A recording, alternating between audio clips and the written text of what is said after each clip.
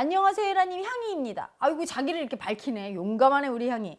2014년 이후로 오빠와 제가 기숙사나 자취 등으로 타지에 흩어져 살다가 2019년 올해 둘 다 집에 들어와서 살게 되었어요. 잘 됐네. 몇 년 만에 모인 네 식구인데 아빠와 오빠가 마음 안에서 대치하며 살고 있어 걱정이에요. 아버지는 오빠가 초등학생 때부터 폭력적인 언행과 집안 식기나 가구들이 박살날 정도로 분노를 표출하셨어요. 오빠를 폭행하는 수준으로 때리고, 오빠가 고등학생이 되었을 때는 아버지랑 싸우게 되면서 오히려 아버지가 맞는 일이 많아졌어요. 자, 이게 무슨 애고냐면요, 무의식 속에 가해자 피해자 애고가 아주 센 거예요. 그 애고가 아주 세면, 그 애고가 올라오면 아빠, 아들, 엄마, 딸이 없어. 그냥 가해자 피해자만 딱 있어요.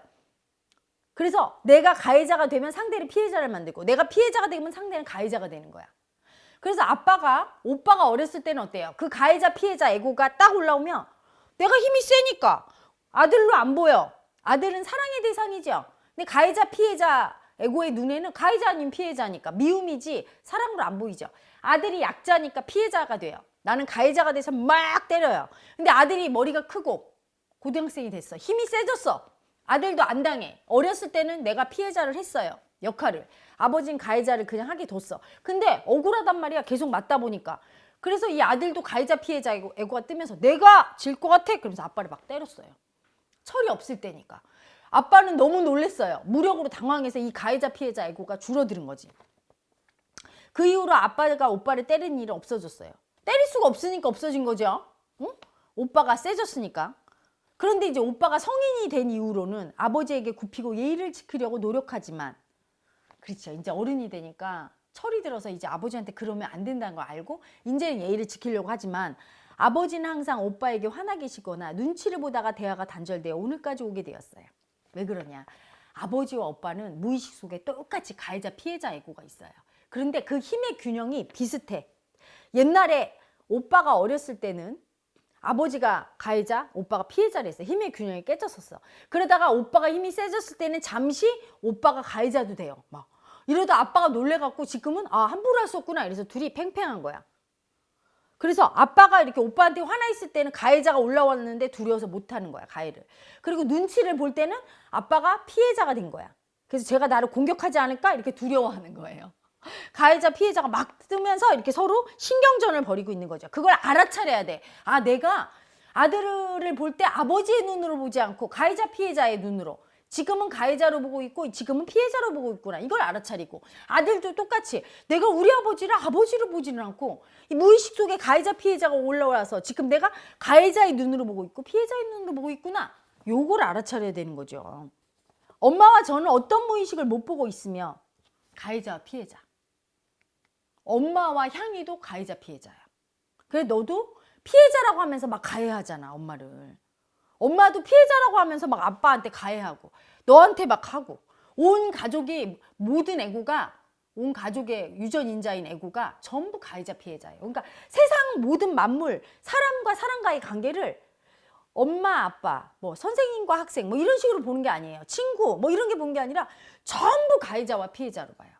그래서 내가 가해자 역할할 때 상대는 피해자라고 인식을 하고 있고, 이 몸이, 무의식이. 그래서 상황을 그렇게 창조를 시켜. 내가 피해자를 할 때는 상대를 가해자를 만들고 있어요. 항상 그러고 있죠. 그걸 알아차려야 돼요. 응? 참고로 저희 아버지 경험 정보는 이남 이녀 중 막내로 태어난 지 얼마 되지 않아 어머니가 돌아가시고 새엄마에게 학대받으며 자라셨습니다. 아우, 어떡해. 엄마한테 맞아도 서럽죠, 여러분. 근데 엄마가 죽었어. 그래서 버림받은 애기야. 근데 새엄마가 들어왔는데 학대했어. 그러면 피해자가 어떻게 생길까요? 어마어마한 피해자예요. 너무 서럽고, 그냥 서러운 것도 아니고 수치스러워. 내가 친아들이었으면 이렇게 안 했겠지? 나는 친아들이 아니라 이렇게 모질게 버림받고 학대당하는 거야 하는 엄청 수치스럽고 두렵고 서러운 피해자가 생겼네요.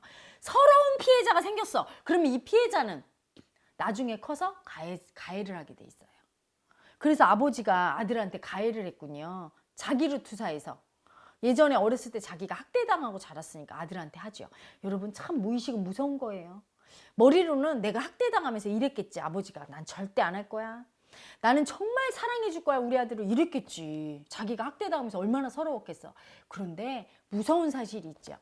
에고는 배운 대로 한다는 거. 배우는 건 머리로 배우는 게 아니에요. 학습은 몸으로 하는 거야. 저절로 학습이 돼. 싸우는 걸 보고 큰 아이는 늘 싸우고요. 응? 집에서 엄마 아빠 싸우는 걸 본 아이는 유치원 가서 딴 애들 꼬집잖아. 엄마 아빠가 사이좋게 지내는 걸 본 아이는 유치원 가서 막 애들 물건 들어주고 사이좋게 지내고. 시어머니한테 시집살이 당한 며느리는 그걸 배워서 그대로 시집살이 시키죠. 시집살이를 당했는데 안 한다? 안 한다? 나는 착각이에요. 머리로는 안 하려고 노력하는데 당한 애고가 있으면, 피해자 애고가 있으면 가해를 반드시 하게 돼 있어요. 왜? 피해자와 가해자는 하나고 시간이 흘러서 내가 피해자 애고가 끝나고 나면 가해가 오게 돼 있어요. 항상 모든 게 파동이기 때문에 하게 돼 있거든. 아버지가 바로 그건 거예요. 어렸을 때 굉장히 당한 피해자, 너무 서러워서 그때 마음을 인정을 안 해줬어요. 그래서 아버지 속에 완전히 학대당한 비참한 아기가 있어. 피해자이고.